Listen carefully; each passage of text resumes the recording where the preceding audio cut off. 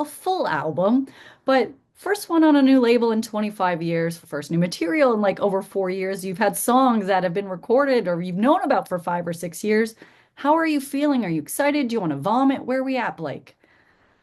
Well, normally when I get excited, I vomit. So, uh, no, I'm very excited. I mean, I'm trying to figure out, exactly how to describe it because you said a lot of it there in your question. It's been uh, 4 years, I think, since I released an album, and I'd kind of gotten lazy there for a while because I'd retired from The Voice here in the U.S. and I'd been doing that for 12 years, 2 seasons a year, and by the time I walked away from that job, I was just like, man, I'm ready to just go to back to the ranch and lock the gate and hide from the world for a while, and that's exactly what I did too. I just kind of took a long break, and it wasn't until uh, I got the phone call that Post Malone had asked me to sing on his album on a song that uh, things kind of got rolling for me again.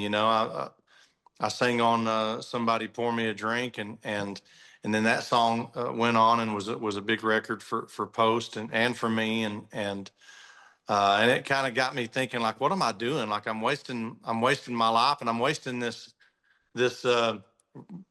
rare gift, this opportunity that not very few people get, which is to get the chance to make records, and I'm being stupid about this. It's time to get back in the studio, and so I did, and I had a few things that I had recorded, in those years of not doing anything, and so I gathered those up and listened to them and kind of cherry picked what I thought was the best of that stuff, and then we kind of went in with a fresh ear, and that's when we recorded Texas and a few other things, and it's just been a blast. It really has. I mean, working with the new label now, BMG, that's been exciting. The whole thing just kind of feels brand new again. So I know that's probably the super long answer to that question, but it has been a lot going into this, and so I am nervous about it because I feel like it is a new beginning for me in a lot of ways. Well, thank you for stopping like being stupid and getting back into the studio and recording because like Texas, Canada, it went #1 for multiple weeks. And just seeing how fans are relating to your new music, that must be so exciting though for you and to hopefully take away a bit of the nerves. Because everyone wants to hear your hits, but then they're loving the new stuff. What's it like to see the audience reaction with Texas?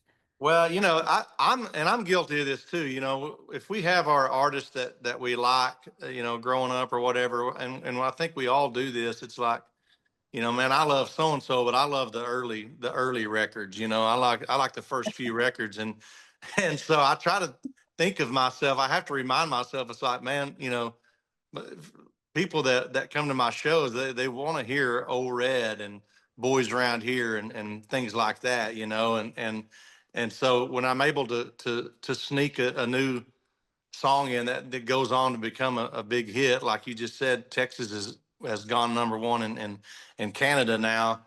It's like, oh my God, they're letting me squeeze one more in there, before they say, all right, you've had enough. So uh, it's exciting, and it's exciting to have a new song to throw into the set that's brand new that people react to like they do for God's Country or Honeybee, one of those songs from back in the day. To add a new one in there is pretty exciting, and it keeps me fired up.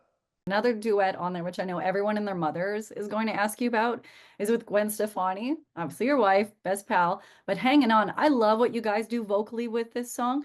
But how do you pick the song? Or like, did you approach her and say, I have a couple tracks. Do you want to help narrow it down? Or this is the one, and you'll meet me in the studio at this time? Well, with Hanging On, it's funny because Gwen and I have recorded uh, several songs together that we haven't released yet, and still as we're doing this interview, and so it came down to when this album, which one of these do we feel like is meant for this moment right now, and and Hanging On just kind of felt like it fit in with the rest of this project musically. And Gwen and I are we have a lot in common when it comes to music, and we have differences in the way we record. Meaning, I'll record a song about going to prison and getting run over by a train, and where Gwen really has to, if she's going to record a song, she really has to feel a personal connection to the lyrics, and it's something that actually is going on in her life or she has gone through. So I finally had to say, I go, okay, look, I know this song is about breaking up, and you and we're still together, but we have broken up with other people before. So let's just pretend like, we're in one of those old school relationships and we're singing this song. I just try to get her over the hump because I knew she would just bring something to this song that it really needed, which is, her charisma and her energy, and also just the cool factor of Gwen Stefani. I know she's my wife. We've been together 10 years now, but I still I still get starstruck by her if I haven't seen her in a week. It's like, oh my God, she has this thing about her, besides the celebrity and the pop star thing, she just has this thing about her that just makes her different and special. And so, to be able to bring that to my albums, I'm going to ask her to do it every freaking time. Why wouldn't I? I'm lucky enough that I also get to cover sports for my station. And for the Toronto Blue Jays, one of the top pitchers, Chris Bassett, he uses God's country to go up to the mound, and it's just echoing in the stadium. For you, when you hear these athletes, because he's not the only one, but they use it to pump themselves up, like, how does it make you feel? That's really cool. I didn't know that. That's actually cool to hear that. I appreciate him doing that. Uh, I'll tell you, the first time I heard somebody say that to me, I lived back in Oklahoma, and I had a guy come over and do some electrical work on the house, and I had to meet him there, and he was there for an hour or so, and he was packing up his truck, and he was kind of a got one of those guys that doesn't say a whole lot. I knew him, and he said, "Hey, by the way, I really like that new song you got, the one about God's country." And I said, "Oh, thanks." He goes, "Yeah, it just kind of pumps you up." Which he wasn't pumped when he was telling me the story, but I thought, oh, okay, you seem super pumped up right now. You need to listen to the song, I think. That was the first time I heard somebody say that, and then I started seeing like these YouTube people were making like their football, films of the year and showing the kids come out and bust through the banners and all that, and God's Country was a song that people used for a lot of that stuff, which it was, I don't know, that makes me super proud, and I love that stuff. I think there's a number of songs on this that new album also that can get people amped up and do whatever they want. The last question that I'm going to ask you is just, it kind of relates to that. Have you ever been at an event and like people don't know that you're there? You got your ball cap on, you're just enjoying the game, and your song comes on, and you're kind of like, oh no, they're going to know I'm here, but it just happens to be playing.